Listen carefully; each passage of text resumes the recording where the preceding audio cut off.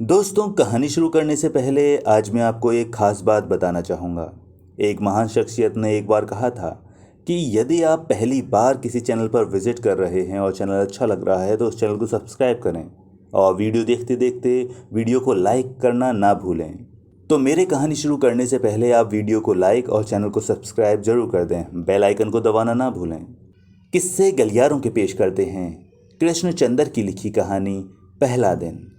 आज नई हीरोइन की शूटिंग का पहला दिन था। मेकअप रूम में नई हीरोइन सुर्ख मखमल के गद्दे वाले खूबसूरत स्टूल पर बैठी थी और हेड मेकअप मैन उसके चेहरे का मेकअप कर रहा था। एक असिस्टेंट उसके दाएं बाजू का मेकअप कर रहा था, दूसरा असिस्टेंट उसके बाएं बाजू का, तीसरा असिस्टेंट नई हीरोइन के पाँव की आराइश में मसरूफ था। एक हेयर ड्रेसर औरत नई हीरोइन के बालों को हौले हौले खोलने में मसरूफ थी। सामने सिंगार मेज पर पेरिस, लंदन और हॉलीवुड का सामान आराइश बिखरा हुआ था। एक वक्त वो था जब इस हीरोइन को एक मामूली जापानी लिपस्टिक के लिए हफ्तों अपने शौहर से लड़ना पड़ता था। उस वक्त उसका शौहर मदन इसी मेकअप रूम के एक कोने में बैठा हुआ खामोशी से यही सोच सोच कर मुस्कुरा रहा था। कैसी मुश्किल जिंदगी थी उन दिनों की। आज से 3 साल पहले मदन दिल्ली में क्लर्क था, 3rd डिवीज़न क्लर्क, और 160 रुपया तनख्वाह पाता था। नादारी और गुर्बत की जिंदगी थी। कोट का कॉलर फटा है तो कभी कमीज की आस्तीन तो कभी ब्लाउज की पुश्त। आगे पीछे जिधर से वो दिल्ली की जिंदगी को देखता था उसे वो जिंदगी कटी फटी बोसीदा और तार तार नजर आती। ऐसी जिंदगी जिसमें कोई आसमान नहीं होता, कोई फूल नहीं होता, कोई मुस्कुराहट नहीं होती। एक नीम फाका ज़दा झल्लाई खिसियाई हुई जिंदगी जो एक पुरानी बदबूदार तिरपाल की तरह दिनों, महीनों और सालों से खूंटों से बंधी हुई हर वक्त एहसास पर छाई रहती है। मदन इस जिंदगी के हर खूंटे को तोड़ देना चाहता था और किसी मौके की तलाश में था। ये मौका उसे मलिक गिरधारी लाल ने दे दिया। मलिक गिरधारी लाल उसके दफ्तर का सुपरिंटेंडेंट था। उन्हीं दिनों में दफ्तर में एक असिस्टेंट की नई आसामी मंजूर हुई थी, जिसके लिए मदन ने भी दरखास्त दी थी। और मदन सीनियर था और लायक भी था, और मलिक गिरधारी लाल का चहेता भी था। मलिक गिरधारी लाल ने जब उसकी अर्जी पढ़ी तो उसे अपने पास बुलाया और कहा, मदन, तुम्हारी अर्जी में कई नुक्स हैं, तो आप ही कोई गुर बताइए। मलिक गिरधारी लाल ने कदरे तवक्कुफ के बाद मदन की अर्जी उसे वापस करते हुए कहा, आज रात को मैं तुम्हारे घर आऊँगा और तुम्हें बताऊँगा। मदन बेहद खुश हुआ। घर जाकर उसने अपनी बीवी प्रेमलता से खास तौर पर अच्छा खाना तैयार करने की फरमाइश की। प्रेमलता ने बड़ी मेहनत से रोगन जोश, पनीर मटर, आलू गोभी और गुच्छियों वाला पुलाव तैयार किया। सरे शाम ही मलिक गिरधारी लाल मदन के घर आ गया और साथ ही विस्की की एक बोतल भी लेता आया। प्रेमलता ने जल्दी से पापड़ तले, बेसन और प्याज के पकौड़े तैयार किए और प्लेटों में सजाकर बीच बीच में खुद आकर उन्हें पेश करती रही। चौथे पैक पर वो पालक के साग वाली फुल्कियां प्लेट में सजा कर लाई तो मलिक गिरधारी लाल ने बेइख्तियार होकर उसका हाथ पकड़ लिया और बोला, प्रेमलता, तू भी बैठ जा और आज हमारे साथ विस्की की चुस्की लगा ले। तेरा पति मेरा असिस्टेंट होने जा रहा है। प्रेमलता सर से पांव तक कांपने लगी। उसकी आंखों में आंसू उमड़ आए, क्योंकि आज तक उसके खाविंद के सिवा किसी ने उसे इस तरह हाथ न लगाया था। फुल्कियों की प्लेट उसके हाथ से गिरकर टूट गई और मदन ने गरज कर कहा, मलिक गिरधारी लाल, मेरी बीवी को हाथ लगाने की हिम्मत तुझे कैसे हुई?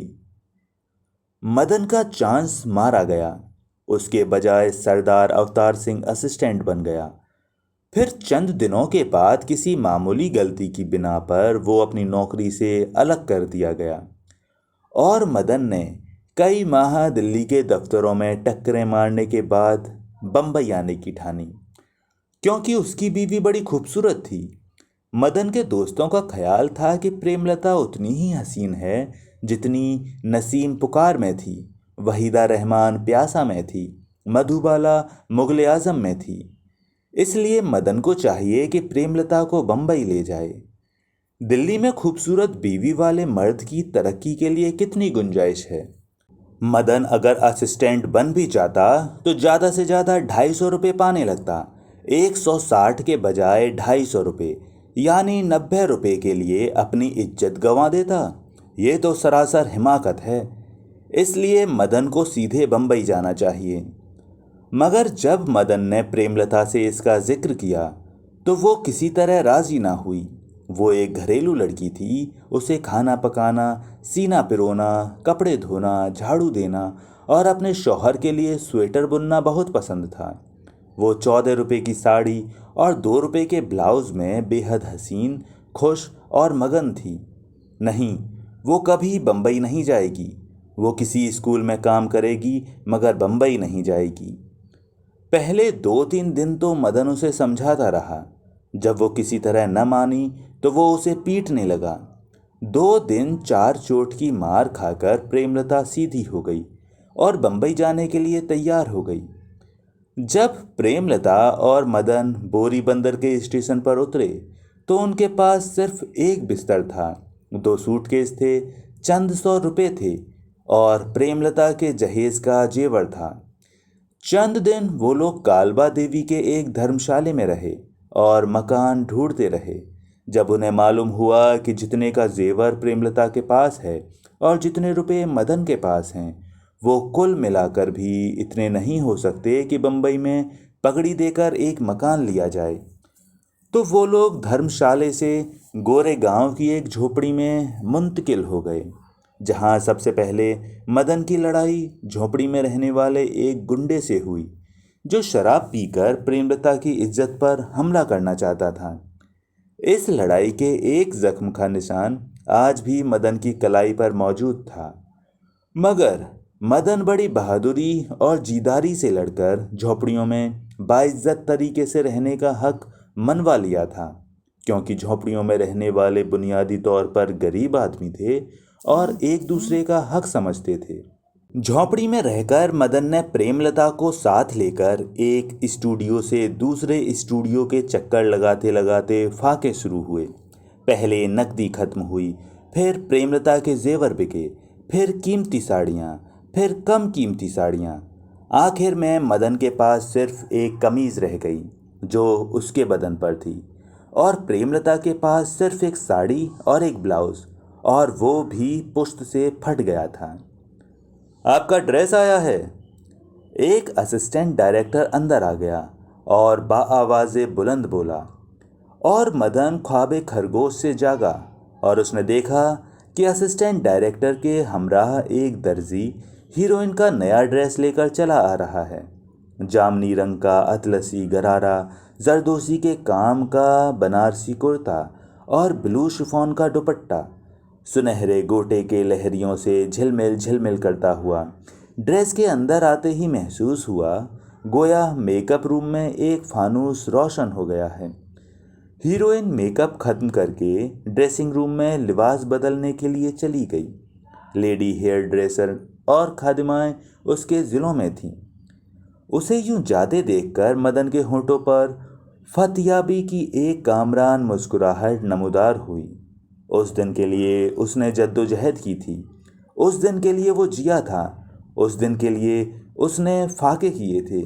चने खाकर, मैली पतलून और मैली कमीज पहनकर, तपती दोपहरियों या मूसलाधार बरसात से भीगी हुई शामों में वो प्रोड्यूसरों के दफ्तरों के चक्कर लगाता रहा था। आज उसकी कामयाबी का पहला दिन था। कामयाबी की पहली सीढ़ी उसे चमन भाई ने समझाई थी।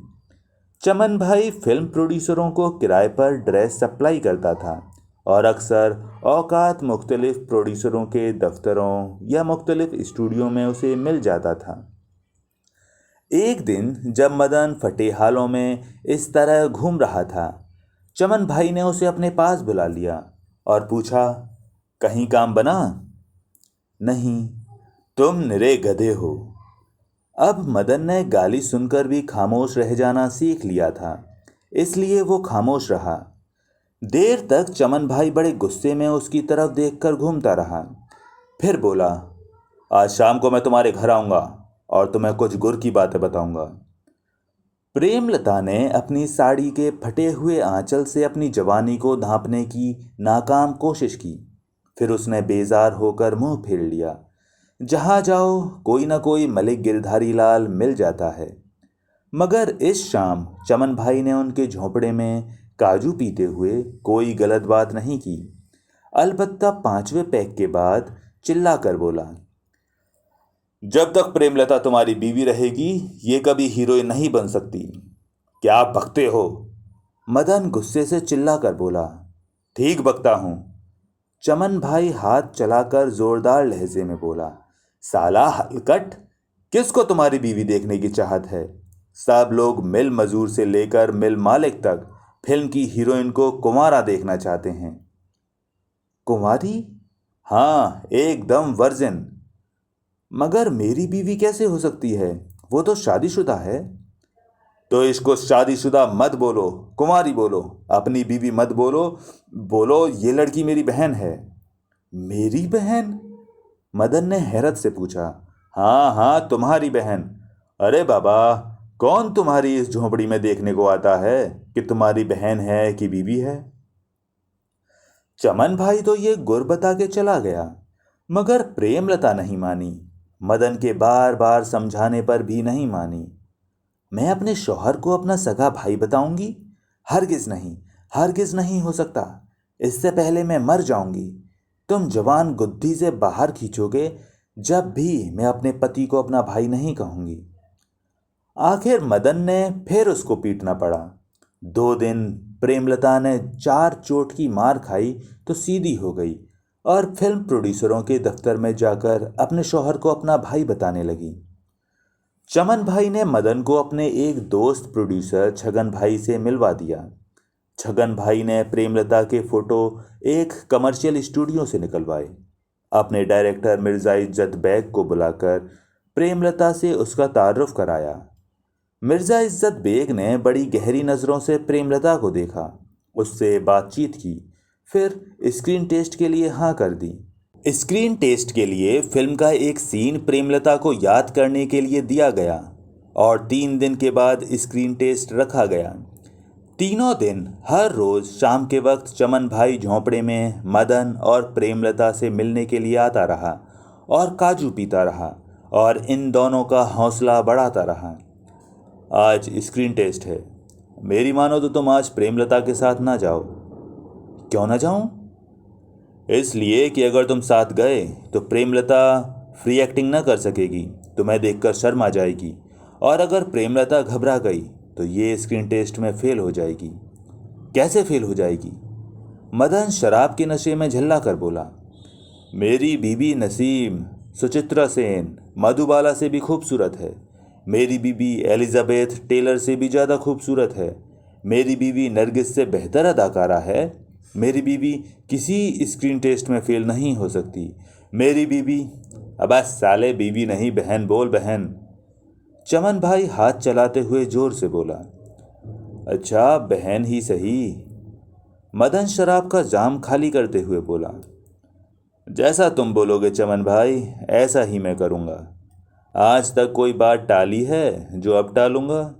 ले जाओ मेरे भाई, अपनी बहन को तुम ही आज स्क्रीन टेस्ट के लिए ले जाओ, मगर हिफाजत से ले आना।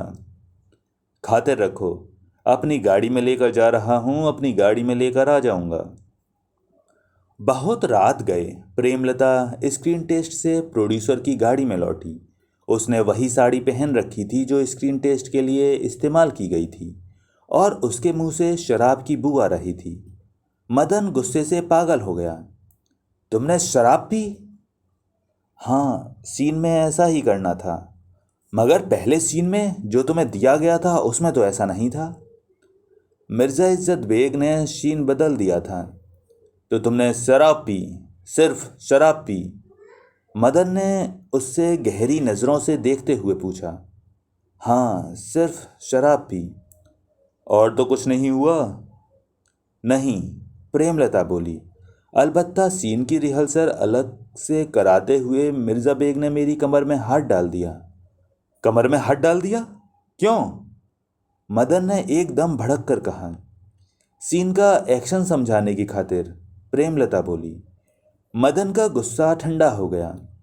आहिस्ता से बोला, सिर्फ कमर में हाथ डाला, इज्जत पर हाथ तो नहीं डाला? नहीं, प्रेमलता ने नजरें चुरा कर कहा। साफ साफ बताओ, कुछ और तो नहीं हुआ? हाँ, हुआ था। प्रेमलता झिझकते झिझकते बोली। क्या हुआ था? मदन फिर भड़कने लगा। स्क्रीन टेस्ट के दौरान मैं जो मेरे सामने हीरो का काम कर रहा था, उसने मुझे जोर से अपनी बाहों में भींच लिया। ऐसा उस बदमाश ने क्यों किया? मदन गरज कर बोला। ऐसा ही सीन था, प्रेमलता बोली। अच्छा, सीन ही ऐसा था? मदन अपने आप को समझाते हुए बोला। सीन ही ऐसा था तो कोई मजाइका ना था, मगर ठीक ठीक बताओ, सिर्फ बाहों में लेकर भींचा था? हाँ, सिर्फ बाहों में लेकर भींचा था, प्रेमलता गुलूगीर लहजे में बोली। फिर यकायक बिस्तर पर गिरकर तकिए में सर छुपाकर फूट फूट कर रोने लगी। शॉट तैयार है। यह प्रोड्यूसर छगन भाई की आवाज़ है। मदन इस आवाज़ को सुनकर चौंक गया और बेइख्तियार कुर्सी से उठ गया। छगन भाई मदन को देखकर मुस्कुराया। हाथ बढ़ाकर उसने मदन से मुसाफा किया, बड़े प्यार से उसके कंधे पर हाथ रखा और उससे पूछा, सरोज बाला कहाँ है? छगन भाई ने अपनी नई हीरोइन का नाम प्रेमलता से बदलकर सरोज बाला रख दिया था, पेशतर उसके कि मदन कोई जवाब दे। नई हीरोइन खुद ड्रेसिंग रूम से निकलकर खिरामा खिरामा मेकअप रूम में चली गई और नए लिबास, नए हेयर स्टाइल और मुकम्मल मेकअप के साथ हर कदम पर एक नया फितना बेदार करती हुई आई। चंद लम्हों तक तो मदन बिल्कुल मबहूत खड़ा उसे देखता रहा, गोया उसे यकीन न हुआ कि यह उसकी औरत, उसकी बीवी प्रेमलता है। छगन भाई भी एक लम्हे के लिए भौचक्का रह गया और उस एक लम्हे में उसे मुकम्मल इत्मीनान हो गया कि उसने जो फैसला किया था वो बिल्कुल ठीक था। दूसरे लम्हे में छगन भाई ने थिएट्रिकल अंदाज में अपने सीने पर हाथ रखा और बुलंद आवाज में कहने लगे, शॉट तैयार है सरकार, ए वाली सीट पर तशरीफ ले चलिए।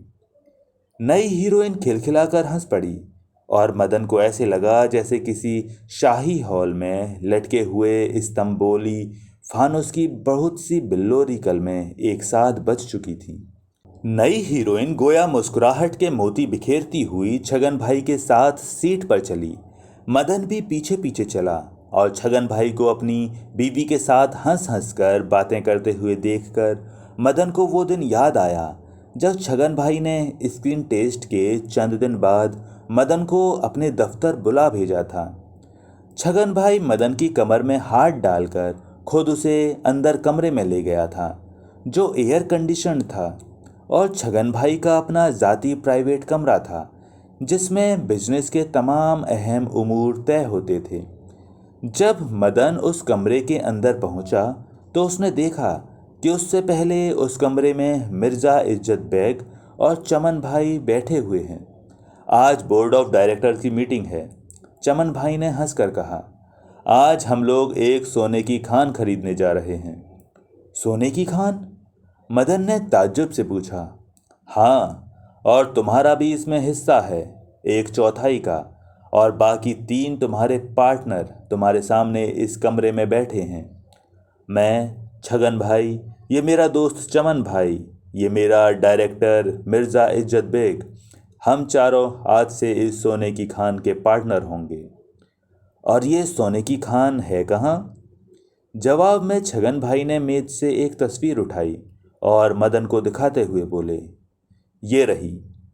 मदन ने हैरत से कहा, मगर ये तो मेरा मतलब है मेरी बहन की तस्वीर है। यही सोने की नई खान है। तुम्हारी बहन को अपनी नई पिक्चर में हीरोइन ले रहा हूँ और फिल्म इंडस्ट्री के टॉप हीरो के संग, देवराज के संग। जिसकी कोई तस्वीर सिल्वर जुबली से इधर उतरती ही नहीं। बोलो, फिर एक पिक्चर के बाद उस हीरोइन की कीमत 2.5 लाख होगी, होगी कि नहीं? इसको मैं सोने की खान बोलता हूँ, तो क्या गलत बोलता हूँ? जवाब दो। मगर मैं पूछता हूँ कि मेरी सोने की खान आपकी कैसे हो गई? मदन ने हैरात होकर पूछा। क्योंकि मैं उसे हीरोइन ले रहा हूँ, छगन बुलंद आवाज में बोला। नहीं तो ये लड़की क्या है? गोरे गांव के एक झोंपड़े में रहने वाली 15 रुपए की छोकरी? फिर मैं इसकी पब्लिसिटी पर 75,000 रुपया खर्च करूंगा कि नहीं? फिर मैं इसको टॉप के हीरो देवराज के संग डाल रहा हूँ। उसके बाद अगर मैं इस कान में 50% का शेयर मांगता हूँ तो क्या ज़्यादा मांगता हूँ? और सिर्फ 5 साल के लिए। और तुम? मदन ने चमन भाई से पूछा। अगर मैं तुम्हें छगन भाई से न मिलाता तो तुम्हें ये कॉन्ट्रैक्ट आज कहाँ से मिलता? इसलिए हिसाब से 12.5% का कमीशन मेरा है। और तुम? मदन ने इज्जत बेग की तरफ मुड़कर बोला। अपन तो डायरेक्टर है, मिर्ज़ा इज्जत बेग बोला। अपन चाहे तो इस पिक्चर में नई हीरोइन को फर्स्ट क्लास बना दे, चाहे तो थर्ड क्लास बना दे। इसलिए अपन को भी 12.5% चाहिए। मगर ये तो ब्लैकमेल है, यकायक मदन भड़क कर बोला। इज्जत की बात करो, इज्जत की। इज्जत बैग खफा होकर बोला। अपन अपनी इज्जत हमेशा बैग में रखा है, इसलिए अपन का नाम इज्जत बैग है। अपन इज्जत चाहता है और अपना शेयर सिर्फ 12.5%। यकायक मदन को ऐसा महसूस हुआ जैसे प्रेमलता कोई औरत नहीं है, वो एक कारोबारी तिजारती इदारा है जिसके शेयर बम्बई के स्टॉक एक्सचेंज पर खरीदो फरोख्त के लिए आ गए, जैसे ग्लोब कंबाइन, अल्कायन और टाटा डिफर्स। ऐसे ही प्रेमलता प्राइवेट लिमिटेड। मुझे कहाँ दस्तखत करने होंगे? मदन ने तकरीबन रुहा से होकर पूछा। फाकों के माह साल माजी का हिस्सा बन चुके थे। जिस दिन मदन ने कॉन्ट्रैक्ट पर दस्तखत किया, छगन ने उसे 2,000 का चेक दिया। मलबार हिल पर उसके रहने के लिए एक उम्दा फ्लैट ठीक किया। एक नई फिएट ग्लोब मोटर्स की दुकान से निकलवा के उसे दी। उसी रात मदन और प्रेमलता अपने नए फ्लैट में चले गए और मदन ने प्रेमलता को गले से लगाकर उसकी कामयाबी के लिए दुआ की और मदन के पैरों को छूकर प्रेमलता ने प्रतिज्ञा की कि वो हमेशा हमेशा के लिए सिर्फ उसकी बीवी होकर रहेगी। आखिरकार मदन की मेहनत और जद्दोजहद रंग लाई।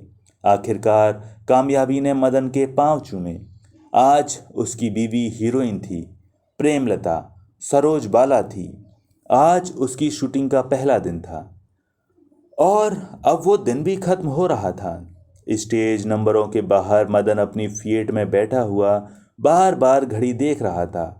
कब 5 बजेंगे, कब पैकअप होगा और कब वो अपने दिल की रानी को अपनी फिएट में बिठाकर दूर कहीं समुद्र के किनारे ड्राइव के लिए ले जाएगा।